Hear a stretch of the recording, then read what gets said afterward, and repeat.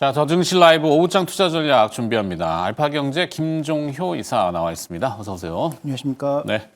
타이틀은 나갔는데 트럼프 대통령 한국 자동차 낮은 관세 없다? 알았다. 이렇게 하면 되는 거고. 근데 자, 관세를 또 의학을 줬는데 제가 봤을 때는 그게 표면이 아니라 이면을 봤을 때 관세 딱 잽을 주려면은 일주일 준비하고 있는 게 감세. 네. 그렇죠. 자, 감세안을 트리플 B라고 하는데, 네, 이 독립기념일 이번 주 있잖아요. 분명히 감세안 카드가 있을 것 같은데 기사를 찾아보니까 트럼프의 고문이죠. 베일리, 베일리라는 분이 미국 오늘 저녁에 미국 하원이 비트코인 자본 이득세 면제 법안에 대한 표결을 할 것이다. 좀 전에 우리 최현덕 매니저도 이 스테이블 코인 얘기를 했지만. 코인에 대한 자본 이득세를 면제한다. 상당히 큰 의미가 있는 것 같거든요. 어떻게 보세요? 일단 그 감세 법안이 관세하고 연관이 있다는 건 누구나 알고 있는 사실이죠. 그다음에 이제 상원을 이번에 통과하면서 하원 통과안보다 무려 2조 달러가 감세 폭이 늘었거든요. 말씀하셨던 내용도 아마 그 안에 포함되는 것으로 보이고, 그래서 IRA를 포함한 소위 이제 보조금 줄이려고 했던 산업들, 메디케어라든지 이런 쪽은 추가적으로 진행될 것으로 보이고, 그다음에 오히려 반대로 좀 더 돈을 받을 수 있는 쪽, 방산 쪽이라든지, 일부 에너지 인프라 쪽이라든지, 이런 쪽은 추가적으로 돈이 공급될 것으로 보이고, 반면 그 줄어드는 감세를 어떻게 메꿀 거냐의 문제에 있어서 관세에서 돈을 벌지 않으면 줄어드는 세금의 폭을 메꿀 수가 없기 때문에 그래서 지금 전체 달러 유동성의 공급은 소위 이렇게 비트코인을 포함한 가상자산과 달러와 연동된 코인을 열어줌으로써 흡수를 하고 그다음에 지금 감세로 인해서 줄어드는 세원 수입은 관세로 메꾸겠다라는 트럼프 대통령의 의도가 보이는 거죠. 물론 그 의도가 정말 잘 될지는 지켜봐야 되겠지만 그래서 말씀해 주셨던 감세와 관세는 지금 한 묶음으로 엮여가고 있다. 감세가 강해지면 강해질수록 관세는 당연히 강해질 수밖에 없다. 이렇게 좀 봐야 될 것 같습니다. 네. 자, 자동차 얘기가 있는데 한국 자동차 낮은 관세 없다? 어떤 의미의 시그널인가요, 이게? 일단 영국이 저는 계속 시그널이라고 보는데 영국이? 네. 영국에도 비교적 높은 관세를 결국 부여하지 않았습니까? 근데 중요한 건 영국에서 한 10만 대 수입하는데 9만 9천 대인가를 쿼터를 줬죠. 그러니까 기존에 가던 물량은 그대로 거의 인정해주고 그거 넘어서는 건 관세. 이렇게 된 거죠. 그러니까 우리도 그에 상응하는 정도의 협력을 얻어낼 가능성은 거의 없다라고 봅니다. 왜냐하면 일본과 한국은 미국에 너무 많이 수출하거든요. 그러니까 미국 생산분을 늘리면 그와 관련돼서 일정 부분 감해줄 수 있는 상황이니까 우리는 영국과 똑같은 협의를 얻어낼 가능성은 없지만 이런 협의를 얻어내면 괜찮죠.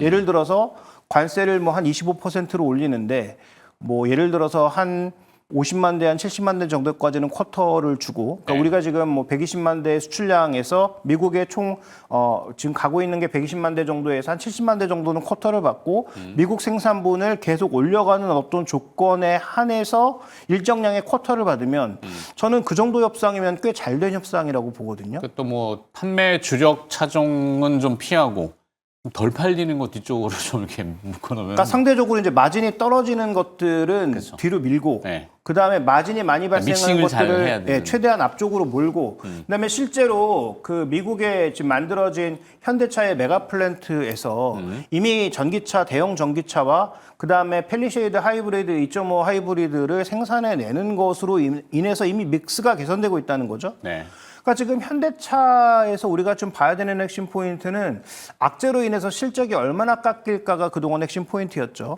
그다음에 지금까지 실적이 잘 나오는 걸 시장은 어떻게 생각하고 있냐면 이제부터 가격이 비싸질 거잖아. 그러니까 수요를 당겨가고 있는 거야. 그래서 하반기에는 실적이 더 떨어질 거거든. 그러니까 지금 추정된 실적은 다 틀렸어. 그러니까 실적 한 20-30% 깎아보자. 더 깎일 수도 있다. 이게 지금 이 종목의 발목을 잡고 있는 가장 중요한 내러티브인데 그럼 역으로 뒤집어서 이렇게 생각해 보자고요. 지금 미국의 점유율은 11%가 됐습니다. 오히려 더 늘었어요. 미국의 전체 판매가 줄어서 늘었든 아니면 차종별 우위가 있어서 늘었든 어쨌든 우린 늘었습니다. 그러면 이 늘어난 상황에서 돈이 되는 하이브리드를 많이 팔았단 말이죠. 그러니까 믹스가 우리는 오히려 더 긍정적인 쪽으로 강화되고 있는 거예요. 그러면 시장에서 예상하고 있는 대로 뭐 20%가 깎이든 25%가 깎이든 그걸 중요하게 봐야 되는 게 아니고 원래 우리가 100으로 이익을 잡아놨다가 이익이 떨어지면서 20%가 깎이면 최악이다라고 본 건데 네. 만약에 우리가 생각했던 것보다 이익은 110으로 늘고 거기서 20%가 깎이는 거면 우리 잘못 본 게 아닌가? 이런 생각을 해야 되는 거죠. 그래서 네. 저는 지금부터 우리가 봐야 되는 것은 우리가 생각했던 것보다 어닝 서프라이즈가 얼마나 나오느냐가 더 중요한 팩트가 아닌가. 지금 우리가 20% 이익 깎이는 것만 계속 봐서 PER 한 4배까지 떨어져도 지금 이 종목에 대해서 아무도 이제 싸다고 얘기하지 않고 공격적으로 얘기하지 않는 건데 반대로 만약에 이익이 110 정도까지 늘어난다면 그걸 더 봐야 되지 않을까라는 게 첫 번째 제가 말씀드리고 싶은 포인트고요. 네. 두 번째 포인트는 지금 전 세계 자동차 중에서 한국 차가 제일 쌉니다. 원래도 그랬지만 더 싸졌습니다. 최근 들어서 미국 차는 그나마 조금 개선되는 모습을 보여주면서 긍정적으로 움직인 부분이 있거든요. 근데 우리는 전혀 그렇지 않았다는 거죠. 그래서 지금 ROE, PBR 매트릭스에서 보면 이익도 안 나는 포드는 PBR 1배예요. 물론 미국 시장이라는 특성이 있겠지만 GM하고 포드는 비교적 높은 수준에 있는데 ROE가 20%가 넘는 기아차는 지금 PBR이 0.5배, 뭐 6배 요 정도 수준이란 말이죠. 그러면 이건 과연 적절한 건가? 소위 그 매트릭스의 회귀선에서도 아래로 많이 떨어져 있는 게 현대차, 기아차입니다. 네. 그러면 글로벌 펀드들이 관세 같은 것들이 확정돼서 이익이 얼마나 떨어지는지가 확정이 되면 과연 어떤 종목에 투자할까? 그다음에 실제로 관세를 만약에 폭스바겐과 도요다와 현대차가 똑같이 25%를 만약에 받는다면 그러면 현대차, 기아차, 폭스바겐이 과연 다른 점은 뭔가 따져볼 필요가 있는 거죠. 마지막으로 한 가지 얘기하고 싶은 건 현대차 하이브리드는 뭐 여러 번 말씀드렸으니까 지금 현대차가 GM하고 플랫폼을 공유하려고 하고 있습니다. 네. 현대차의 최대 약점은 뭐죠? 대형차를 못 만든다는 거예요. 그러니까 지금 뭐 C 세그먼트, D 세그먼트 정도까지는 최고죠. 그 우리나라가 지금 뭐 도요다보다도 잘 만든다. 이제 뭐 코롤라보다도 차라리 엘란트라가 낫다는 게 뭐 현실적이니까. 네. 중요한 건 그 위로 올라가면서부터는 이제 망가지기 시작하는 거죠. 대형차로 가면 뭐 차가 뭐 뒤청 뭐 흔들리고 여러 가지 이제 시스템 자체가 많이 부족한 그냥 부족한 게 아니고 많이 부족하기 때문에. 근데 그걸 만약에 GM이랑 차대를 공유하거나 플랫폼을 공유해서 지금 중소형 차에서 자리 못 잡고 있는 GM과 네. 대형 차에서 자리를 못 잡고 있는 현대가 미국에서 플랫폼도 공유하고 기술을 공유하기로 했잖아요. 이런 부분들이 당장은 성과가 안 나겠지만 미국에서 점점 차를 만들기를 원하는 미국의 입맛에 맞춰가는 그런 형태로 갔을 때 지금의 주가는 정당한가에 대한 질문을 저는 계속 던져봐야 될 때라고 보고 있고 그래서 여전히 당장 올라갈 가능성은 낮다고 보지만 이렇게 시장에서 여전히 박한 평가를 하고 저평가되어 있을 때 현대차든 기아든 더 살 필요가 있지 않느냐. 그런데 미국 시장만 본다면 아무래도 기아보다는 현대차 쪽의 매력이 조금 더 올라갈 가능성이 높다. 이렇게 봐야 될 것 같습니다. 그렇죠.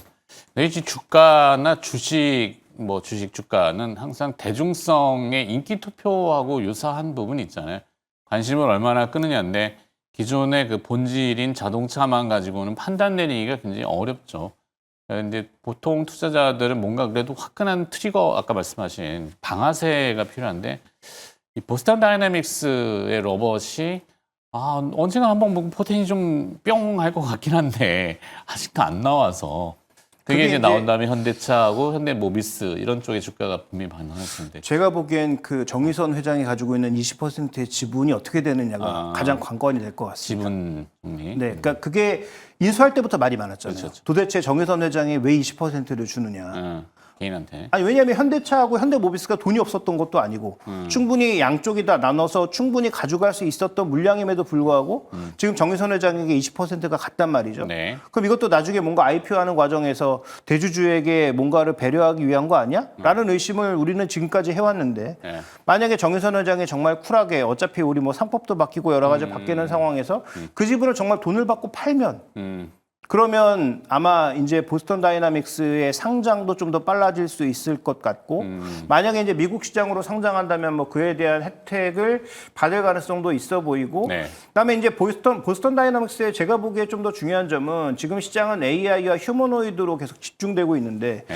여기는 아직 로봇계 수준에서 크게 벗어나지 못하는 양상. 그다음에 과연 AI는 누구 걸 쓸 것인가에 대한 궁금함. 뭐 이런 것들이 아마 좀 과제가 아닌가 이렇게 좀 보여지고 있습니다. 아, 이 형태 포메이션하고 그다음에 브레인을 어떻게 선택할 거냐. 그렇죠. 오케이. 자, 시간이 또 뭐 얘기 듣다 보면 얘기를 안 끼어들려고 해도 항상 부족해요. 뭐 요거 마무리해야 되는데 정부가 이제 한미 제조업 파트너십 제시를 한다는데 아까 제가 이제 뭐 제조업에 대한 그 공정 데이터, 노하우 이런 것들을 탐내하는 미국의 기업들, 그 빅테크들 이런 거하고 궁합이 잘 맞으면 좀 하나의 또 계기가 되지 않겠어요? 네, 그래서 이제 원전이 폭발한 거죠. 소위 원전. 이제 SMR의 기술을 갖고 있지만 실제로 만드는 건 미국이 다 할 수 있나? 부족한 부분이 있으니까 우리나라 현대건설이나 두산에너빌리티나 손을 빌리는. 네, 이런 기업들이 계속 움직이는 거고 조선주 마찬가지죠. 미국이 지금 배를 만들 수 있는 건 있지만 전체적으로 그 물량을 감당할 수 없고 중국이 불어나는 군함 생산량 자체에 비교가 안 되다 보니까 결국은 그쪽에 베팅이 조선업도 되고 있는 것이고 그 다음에 이제 우리나라의 전력 설비도 마찬가지죠. 너무 늘리고 싶은데 전력 설비를 늘릴 곳이 없다 보니까 이것도 결국은 이쪽으로 흘러가는 거고 반도체도 마찬가지죠. 결국은 뭐 기술은 다 가지고 있는데 만들 수 있는 손이 없다 보니까 결국은 한국과 대만에 손을 벌리는 그런 양상이니까 우리가 이제 아무래도 무역 협상에서 쓸 수 있는 레버리지는 그런 것들이죠. 그런 제조업 협력들은 많이 가야 되는 상황이고 그런 데이터를 만약에 미국과 공유한다면 반드시 우리도 주기만 하지 않고 뭔가 받아낼 수 있는 것들이 있어야 되고 충분히 받아온다면 저는 우리가 협상에서 꼭 그렇게 관세 협상에서 밀릴 만한 이유가 별로 없다. 오케이. 이렇게 보고 있습니다. 알겠습니다. 또 모장 투자 전략이니까 그래도 긍정을 유지하고 있는 거죠? 시장에 대해서는 저는 좀 지수 관점에서는 쉬어갈 가능성이 있다라고 보는데 뭐 그렇다고 뭐 속절없이 밀리는 그런 양상은 아직은 뭐 별로 생각하지 않고 있습니다. 알겠습니다. 자, 저도 더 증시 라이브 오늘 자동차 얘기 조금 들어가 봤는데 좀 뭐 풀다 말아가지고 내일 마저 또 뭐 기회가 되면 풀어보도록 하겠습니다. 알파경제 김종효 이사와 함께했습니다. 고맙습니다.